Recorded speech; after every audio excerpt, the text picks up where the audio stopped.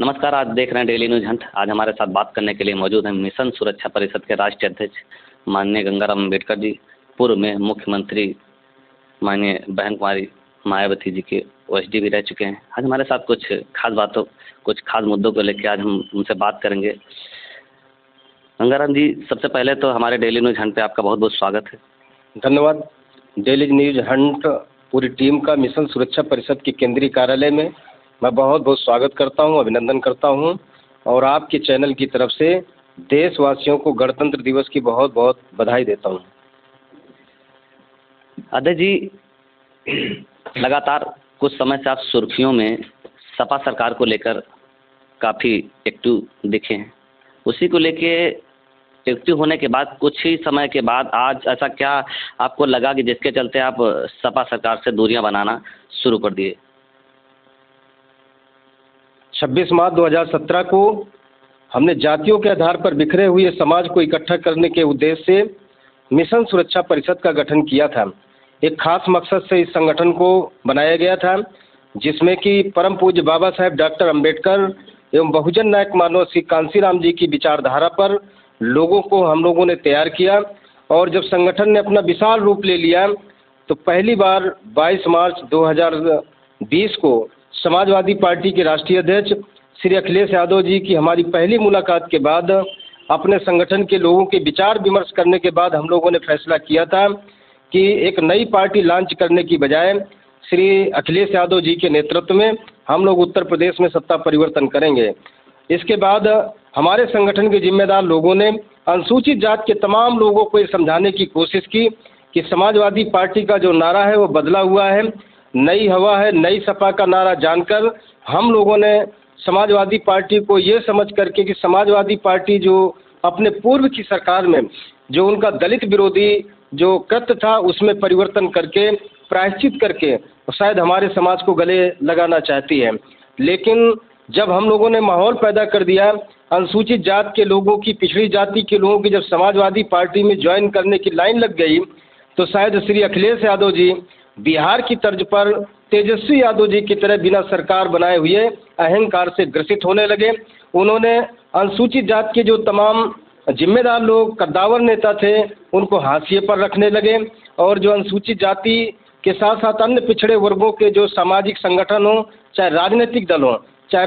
बामन विश्राम जी की बहुजन मुक्ति पार्टी हो, चाहे चंद्रशेखर आज़ाद की आज़ाद समाज पार्टी हो, इस तरह बहुजन समाज के जितने भी राजनीतिक दल थे उनको दरकिनार करते हुए, यानी उत्तर प्रदेश में जिनकी आबादी 24% है,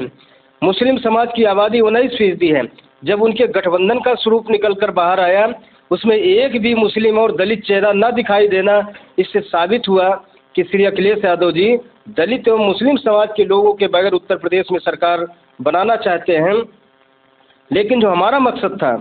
कि जो अनुसूचित जाति के मुद्दों को लेकर के, पिछड़ी जाति के उत्थान एवं सम्मान के मुद्दों को लेकर के हम लोगों ने उनसे 16 बिंदुओं पर एक मेमोरेंडम दिया था कि जब उनकी उत्तर प्रदेश में सरकार बनेगी तो उसको वो पूरी तरह से अमल करेंगे और सरकार में लागू कराने का काम करेंगे, जिसमें अनुसूचित जात के साथ साथ अन्य पिछड़े वर्गों के पदोन्नत के आरक्षण के संबंध में, महापुरुषों के नाम पर बदले गए जिलों की बहाली के संबंध में, स्मारक संग्रहालयों के रखरखाव के संबंध में, वन नेशन वन एजुकेशन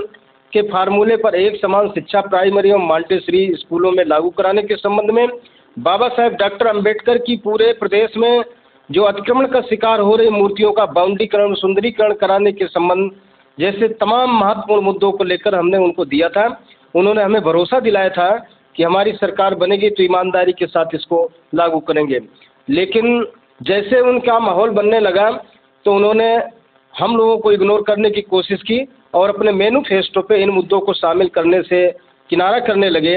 तभी 20 जनवरी को हमने अपने जिम्मेदार साथियों को बुलाकर उत्तर प्रदेश प्रेस क्लब में एक प्रेस कॉन्फ्रेंस करके हमने समाजवादी पार्टी से अपने संबंध खत्म करते हुए उनके गठबंधन से बाहर होने का फैसला किया। समाजवादी से संघ उनसे दूरियां बनाने के बाद उत्तर प्रदेश का चुनाव नज़दीक है, कुछ ही चंद दिन, अगर हम कहें तो कुछ ही चंद दिन हैं। उन चंद दिनों में क्या आप अपने संगठन को लेकर, जिस तरीके से आपका संगठन जन सैलाब होकर उमड़ रहा है, अन्य काफ़ी प्रदेशों में आगे बहुत तेज़ी से आगे बढ़ा है। तो क्या सन 2022 में आप अपनी इस पार्टी से क्या सन 2022 के चुनाव में क्या प्रत्याशी उतारेंगे या नहीं? मिशन सुरक्षा परिषद एक गैर राजनीतिक संगठन है, लेकिन जो मिशन सुरक्षा परिषद का लक्ष्य है, इस देश में समता, ममता, बंधुत्व और न्याय पर आधारित एक जात विहीन समाज का निर्माण यानी समतामूलक समाज व्यवस्था बनाना हमारा लक्ष्य है। हम लोग उन तमाम महापुरुषों की विचारधारा को लेकर आगे बढ़ रहे हैं जिन्होंने इस देश के अंदर जो ऊंच नीच, गैर बराबरी, छुआछूत के आधार पर बिखरे हुए समाज को अपने पैरों पर खड़ा करने की कोशिश की। उन महापुरुषों की विचारधारा को बढ़ाने के लिए हम निरंतर गति के साथ आगे बढ़ रहे हैं और ऐसा हमको प्रतीत होता है कि उत्तर प्रदेश में अभी तक ऐसी कोई परिस्थिति दिखाई नहीं दे रही है कि जो अम्बेडकरी विचारधारा को पूरी तरह से स्वीकार करके उत्तर प्रदेश में सत्ता परिवर्तन करें। तो हम लोग अपने साथी, जिम्मेदार साथियों से विचार विमर्श करने के बाद बहुत जल्द ये फैसला करेंगे कि उत्तर प्रदेश में हमें किसके साथ रह करके अपना जो जन सैलाब है उनके साथ खड़ा करके हम सत्ता परिवर्तन करने का काम करेंगे। अजय जी, जैसा कि आपने कहा कि सपा सरकार के बारे में, गलत नीतियों के बारे में, उसी जगह मैं एक शॉर्टकट में एक बात और पूछना चाहूँगा कि जिस तरीके से सपा के माननीय राष्ट्रीय अध्यक्ष अखिलेश यादव ने जो लिस्ट जारी की है, एक तरफ वो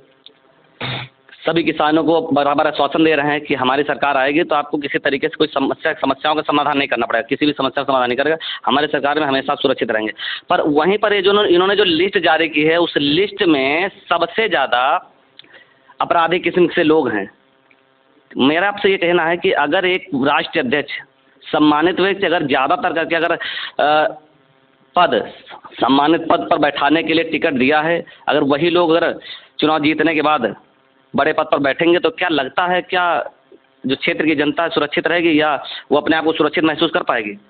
उत्तर प्रदेश की जनता को इस समय कानून व्यवस्था की सख्त ज़रूरत है और बेहतर कानून व्यवस्था, बेहतरीन वातावरण प्रदेश की जनता की एक बेहतरीन ज़रूरत है। और जैसा कि अगर किसी पार्टी और किसी सरकार में अगर गुंडे माफिया हावी होते हैं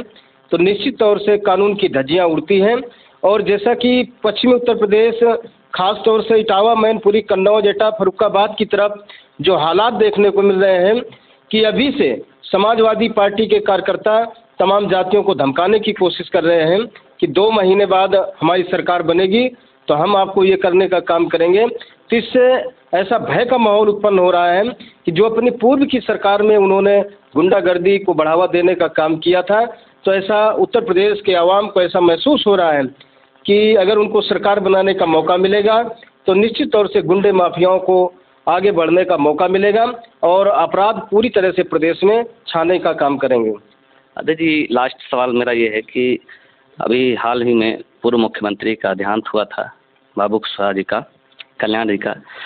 मेरा कहने का मतलब है कि कल्याण जी के पार्थिव शरीर को इन्होंने श्रद्धांजलि ना देने पहुँचे और वहाँ पर विपक्ष के सारे नेता उपस्थित हुए। उसी को लेके तरह तरह के मैसेज भी वायरल हुए थे कि हिंदू विरोधी नेता हैं। इस विषय में क्या कहना चाहेंगे आप? अब ये उनका व्यक्तिगत मैटर है, मैं उसके बारे में तो ये टिप्पणी इसलिए नहीं करना चाहता हूँ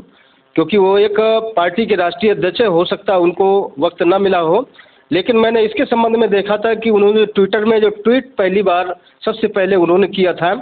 तो जहाँ तक हम किसी नेता की मृत्यु और शोक संवेदना के आधार पर हम ऐसी टिप्पणी पर राजनीति करना उचित नहीं समझते हैं। और मैं बाबूजी, क्योंकि बाबूजी एक क्रांतिकारी आदमी थे, उनको हम श्रद्धांजलि देने के लिए हम भी गए थे क्योंकि बाबूजी केवल भारतीय जनता पार्टी के नेता नहीं थे, वो दलितों पिछड़ों की आवाज़ थे। इसलिए हम भी जब उनका देहांत हुआ था तो उनको श्रद्धांजलि देने के लिए उनके आवास पहुँचे हुए थे। तो अब अखिलेश यादव जी क्या करते हैं उनके बारे में हमें ज़्यादा टिप्पणी करना उचित नहीं होगा।